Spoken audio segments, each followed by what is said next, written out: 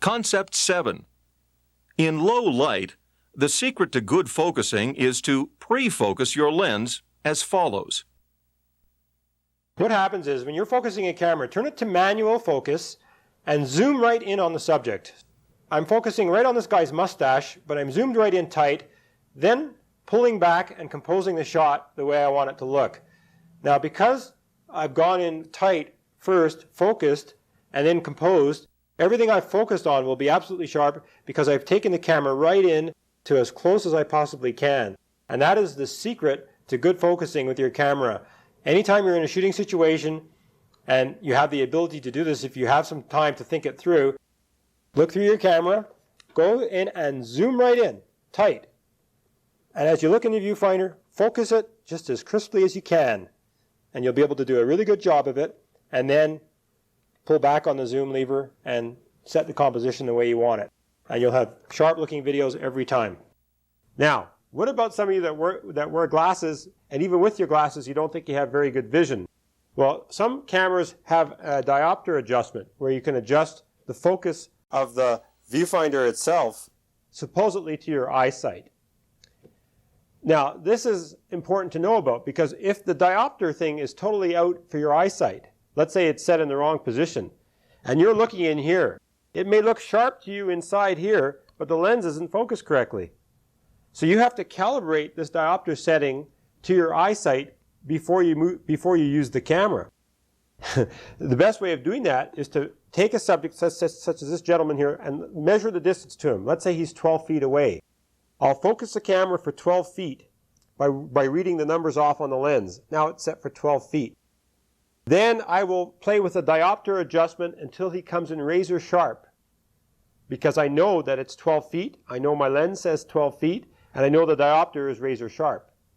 So don't overlook the diopter adjustment on here if you're wearing glasses.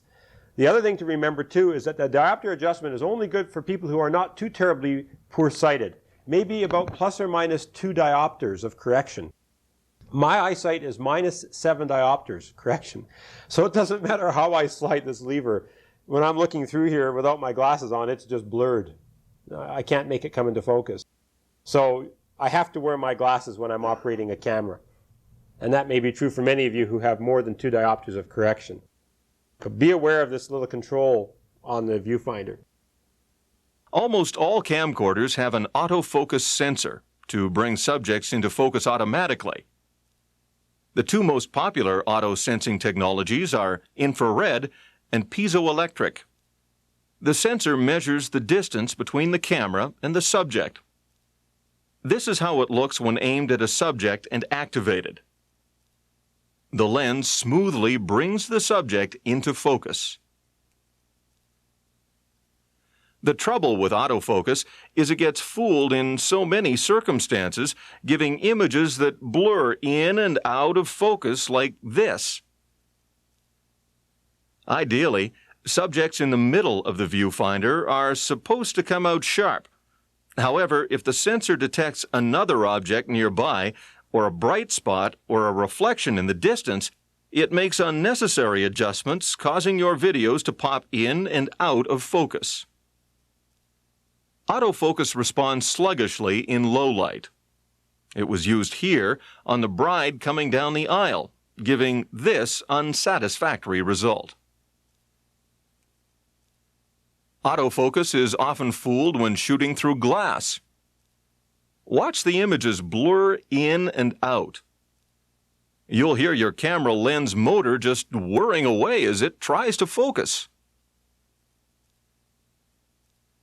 A low-contrast object will also confuse it. Here it is, focusing in and out. This is autofocus trying to do its job. Notice even when we zoom out, halfway through the zoom, the image blurs. In this example, you would think autofocus would be a safe bet. The camera was on a tripod, and the lady was seated in a chair, a fixed distance away. Notice whenever she looks up, the autofocus sensor responds to reflections in her eyeglasses, causing the lens to adjust unnecessarily. One instruction manual we saw listed 9 ways autofocus can be fooled, including the ones just illustrated, as well as rapidly moving subjects, slanted subjects, horizontal stripes, and strong backlighting. With some cameras, different autofocusing zones can be set, from narrow to wide. Each one has its purpose. For example, the upper diagram shows that autofocus should be set to the narrow scope if the subject takes up a relatively small portion of your image. Do not adjust the lens or turn the focusing by hand when the camcorder is in autofocus mode. This may damage the sensitive mechanism in the lens. There is usually a button to switch the camera from autofocus to manual focusing.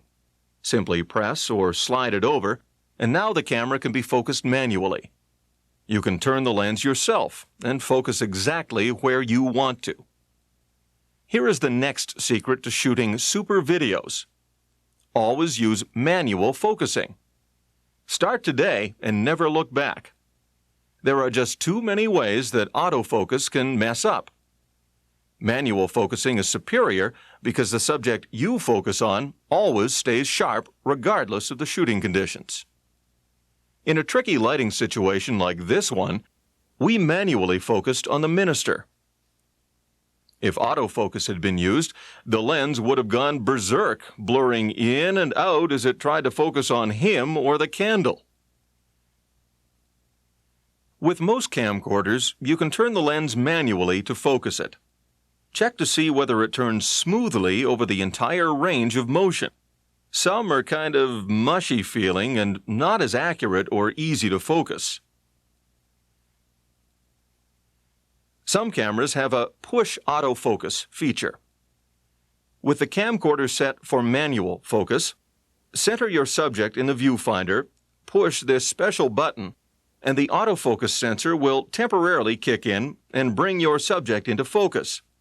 It won't always work perfectly and may depend on lighting conditions, the contrast of the subject, etc.